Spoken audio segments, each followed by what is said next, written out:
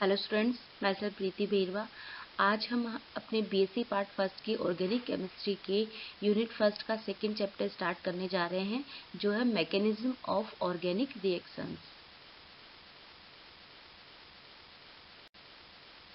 जब भी हम ऑर्गेनिक रिएक्शंस में उनके मैकेनिज्म के बारे में बात करते हैं, तो इलेक्ट्रॉन्स का मूवमेंट किस तरफ होगा, वो बहुत ही ज़्यादा इम्पोर्टेंट टास्क होता है। तो सबसे पहले हम समझते हैं representation of electron movement by arrows.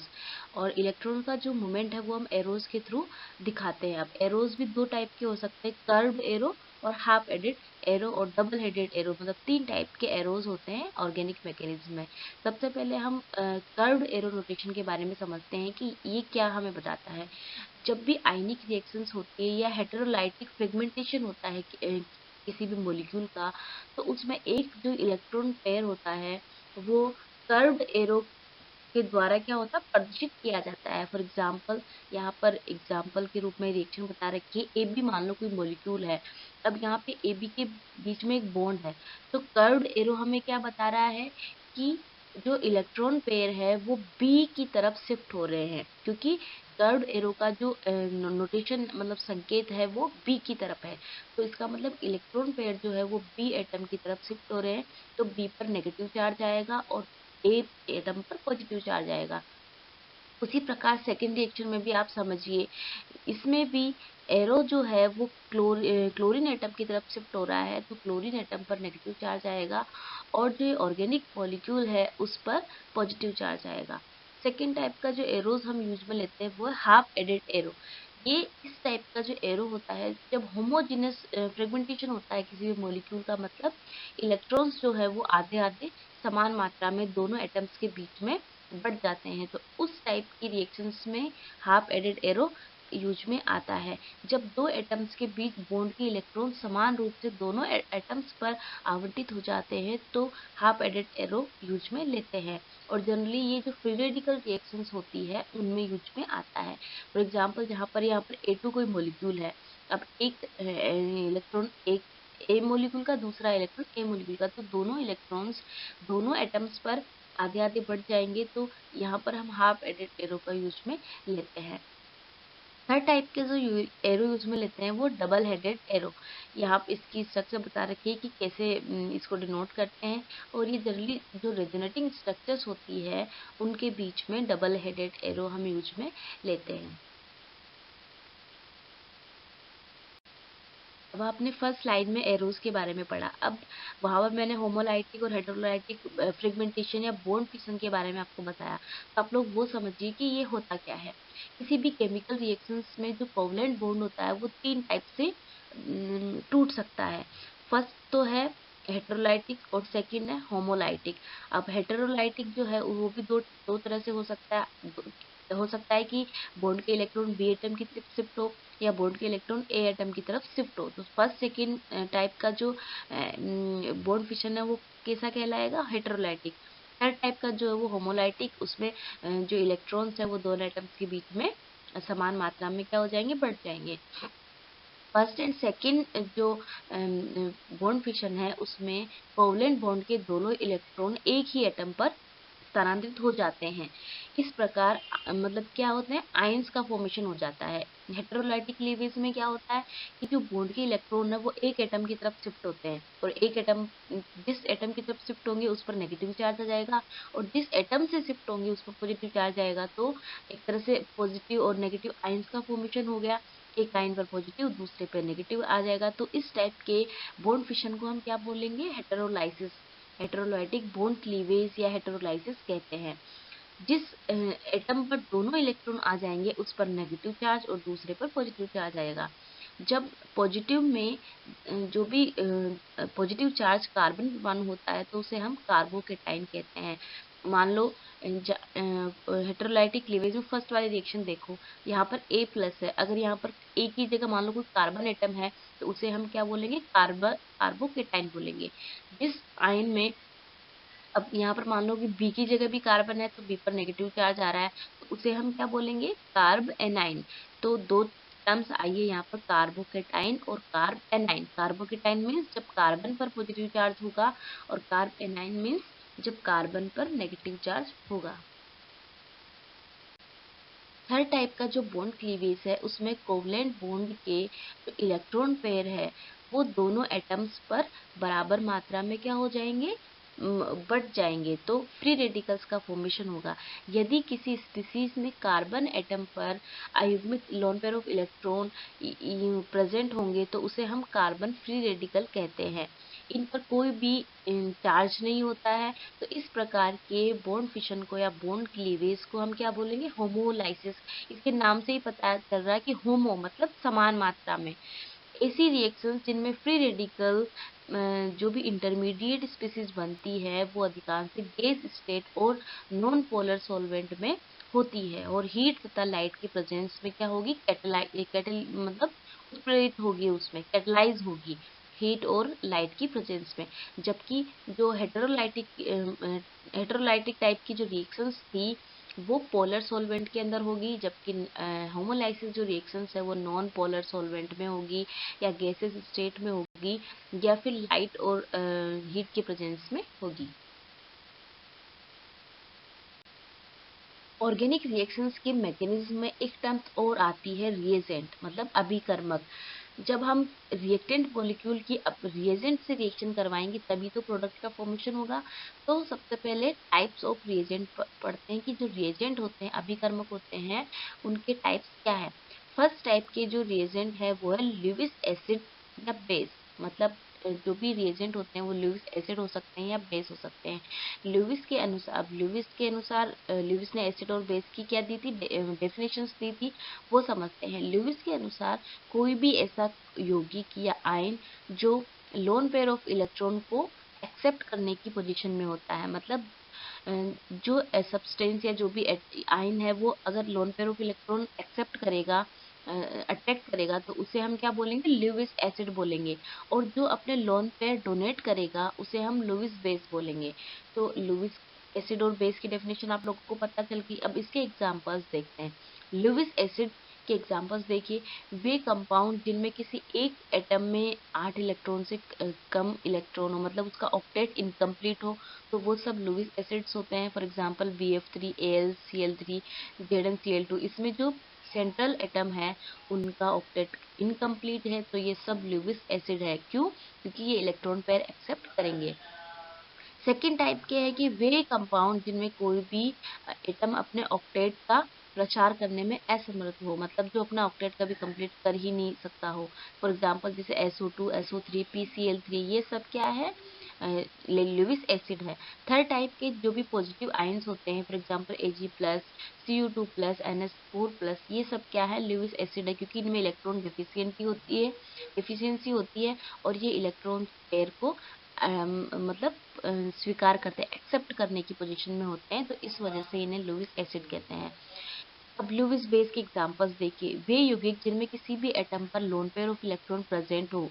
जब उनके पास lone pair of electron present है तभी तो वो डोनेट करेंगे, तो उन्हें क्या बोलेंगे हम, लुईस बेस। एग्जांपल जैसे H2O मॉलिक्यूल है, अमोनिया मॉलिक्यूल है, PS3 है, ROR है, ये सब क्या है, लुईस बेस है। और कोई भी negative charge ion, for example Cl-, Cn-, NH2-, ये सब क्या है, लुईस बेस है।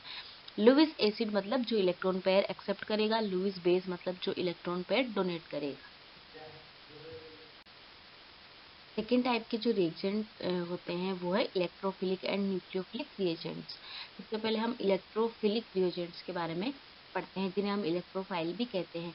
वे एटम, कंपाउंड या आयंस जिनमें इलेक्ट्रॉन्स की कमी होती है और इलेक्ट्रॉन्स को एक्सेप्ट कर सके या इलेक्ट्रॉन्स की तलाश में हो, उन्हें हम क्या बोलेंगे, इलेक्ट्रॉन फाइल बोलेंगे। ये रिएजेंट केमिकल रिएक्शंस में उस जगह पर अटैक करते हैं जहाँ पर इलेक्ट्रॉन डेंसिटी बहुत ज़्यादा हो। एग्जाम्पल इलेक्ट्रॉन न्यून यौगिक, जिनमें इलेक्ट्रॉन्स की कमी हो, पॉजिटिव आयंस वाले जो यौगिक है वो भी इलेक्ट्रोफिलिक रिएजेंट के रूप में काम में लेते हैं। वे यौगिक जिनमें कोई एटम अपने ऑक्टेट का प्रसार कर सके, मतलब जिसका ऑक्टेट इनकम्प्लीट हो और कंप्लीट करने के लिए 1-2 इलेक्ट्रॉन्स की कमी हो, तो वो भी इलेक्ट्रोफिलिक रिएजेंट के रूप में यूज में आते हैं। For example BF3, ZnCl2, AlCl3, FeCl3, ये सब इलेक्ट्रोफिलिक रिएजेंट के एग्जाम्पल है। सेकेंड टाइप के रिएजेंट है न्यूक्लियोफिलिक रिएजेंट या न्यूक्लियोफाइल। वे एटम यौगिक जिनमें किसी एक परमाणु पर इलेक्ट्रॉन की अधिकता हो और वे इलेक्ट्रॉन न्यून केंद्र की तलाश में हो, मतलब जिनके पास इलेक्ट्रॉन डेंसिटी बहुत ज्यादा हो और वो ऐसी जगह पर अटैक करेंगे जहां पर इलेक्ट्रॉन डेंसिटी कम हो, तो उन्हें हम न्यूक्लियोफाइल रिएजेंट भी कहते हैं। ये रिएजेंट केमिकल रिएक्शंस में उस स्थान पर अटैक करते हैं जहां पर इलेक्ट्रॉन डेंसिटी कम होती है। For example NH3, H2O, ROR, ROH, RnH2, Cl-, ये सब न्यूक्लियोफाइल रिएजेंट के एग्जाम्पल हैं। अब हम जो भी ऑर्गेनिक रिएक्शंस होती है उनके टाइप्स की बात करते हैं कि ऑर्गेनिक रिएक्शंस कितने टाइप की होती है।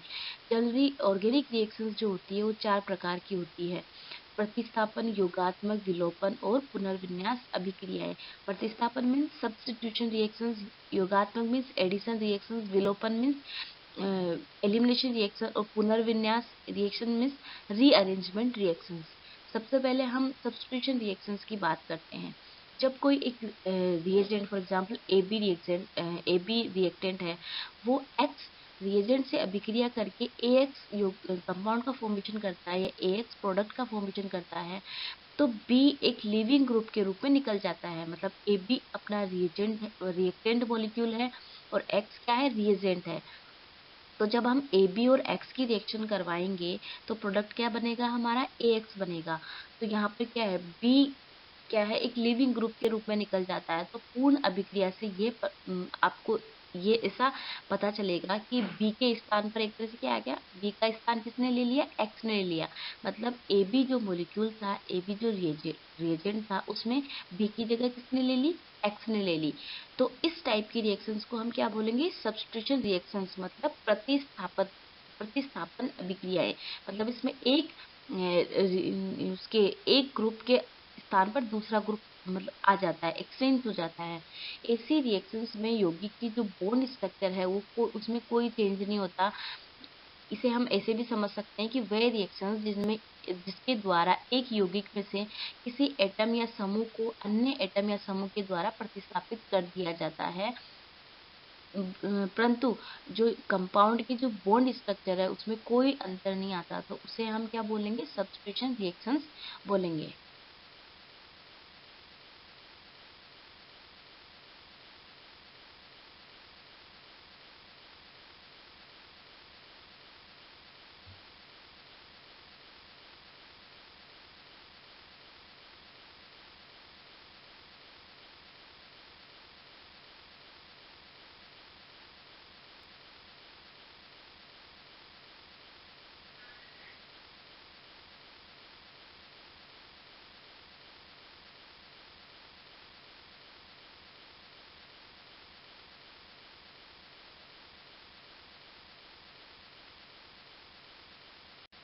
सब्स्टिट्यूशन रिएक्शंस के एग्जांपल देखिए। फर्स्ट एग्जांपल है मिथाइल ब्रोमाइड की। जब हम रिएक्शन एल्कोहलिक KOH या OH- आयन से करवाएंगे तो हमें क्या मिलेगा, मेथनॉल प्राप्त हो जाएगा। अब इसमें अपना रिएक्टेंट क्या है, CH3Br मिथाइल ब्रोमाइड, और रिएजेंट क्या है, OH-। अब आप लोगों को पता होना चाहिए कि OH- किस तरह का रिएजेंट है, इलेक्ट्रोफाइल है या न्यूक्लियोफाइल है, लुईस एसिड है या बेस है, ये आप लोगों को देखकर पता होना चाहिए, लगना चाहिए। तो मैंने पिछले स्लाइड्स में आपको बताया है, आप लोग देखो कि ये किस टाइप का रिएजेंट है। जब CH3Br की रिएक्शन OH- से करवाएंगे तो मिथाइल ब्रोमाइड में जो Br है उसकी जगह किसने ली, OH ने, तो प्रोडक्ट क्या मिल जाएगा, हमारा CH3OH मेथनॉल मिल जाएगा। तो इस टाइप की रिएक्शंस को हम क्या बोलेंगे, सब्स्टिट्यूशन रिएक्शंस बोलेंगे। उसी प्रकार सेकेंड रिएक्शन में देखिए आप लोग, जब हम बेंजीन की रिएक्शन NO2+ आयन से करवाएंगे तो बेंजीन में एक हाइड्रोजन जो एटम है उसकी जगह NO2 आ जाएगा और H+ आयन लीव हो जाएगा लिविंग ग्रुप के रूप में। तो इस टाइप की रिएक्शंस को क्या बोलेंगे, सब्स्टिट्यूशन रिएक्शंस बोलेंगे। अब सब्स्टिट्यूशन रिएक्शंस जो है वो 3 प्रकार की होती है। फ्री रेडिकल रिएक्शंस होती है, न्यूक्लियोफिलिक सब्स्टिट्यूशन होती है और इलेक्ट्रोफिलिक सब्स्टिट्यूशन होती है।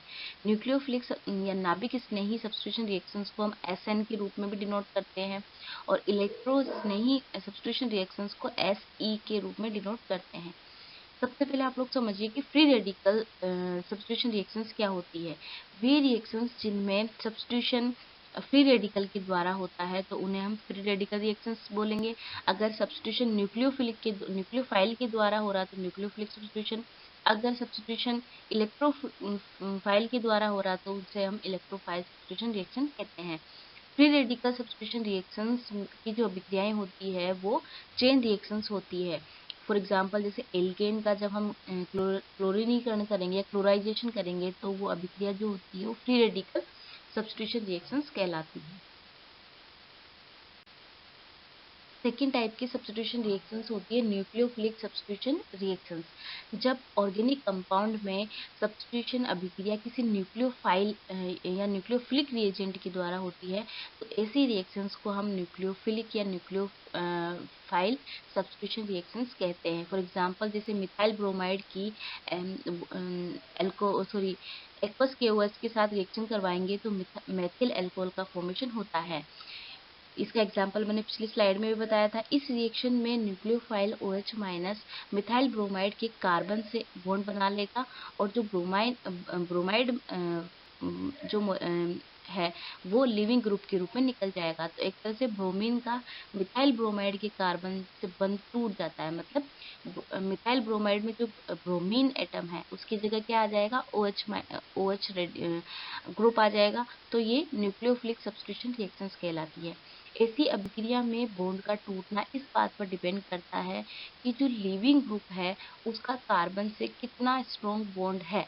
अगर यदि लिविंग ग्रुप और कार्बन एटम के बीच का बॉन्ड वीक है तो एल्किल हैलाइड का जो आयनाइजेशन है वो इजीली हो जाता है और अभिक्रिया दो स्टेप्स में मतलब संपन्न हो जाती है, दो स्टेप में हो जाती है। फॉर एग्जांपल जैसे टर्शरी ब्यूटाइल क्लोराइड की रिएक्शन जब हम एक्वस KOH से करवाएंगे तो ये अभिक्रिया किस टाइप की कहलाएगी, SN1 अभिक्रिया।